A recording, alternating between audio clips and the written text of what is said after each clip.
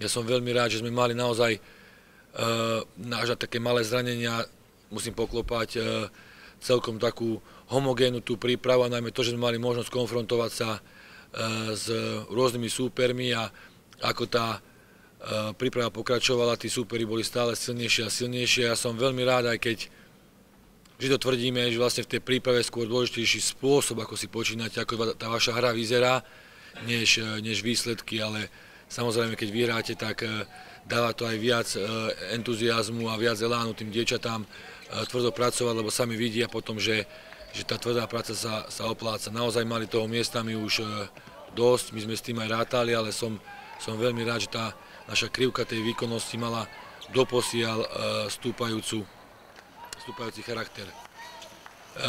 Na čo sme naozaj dávali najväčší pozor a sme sa všetci poučili a na čele so mňou bola to budovanie nejakej tej tímovej chémie a som veľmi rád, že aj ohlasy zo šatne hovoria o tom, že zatiaľ je teda naozaj zdravá a pevne verím, že po príchode tých posledných dvoch posíl to silné jadro bude naozaj také silné, že ich stiahne a ostane rovnako zdravé ako doteraz. Dievčatá si sami pochváľujú atmosféru šatní a hovorím, že nemôžeme konkurovať tým najväčším favoritom v našej skupine finančnými možnosťami, ale určite spôsobom alebo našou náročnosťou tréningov a najmä tou tímovou chémiou ich môžeme aj prečiť. Čiže myslím, že toto by mohli byť naše atribúty, ktoré by nám mohli priniesť eventuálny úspech.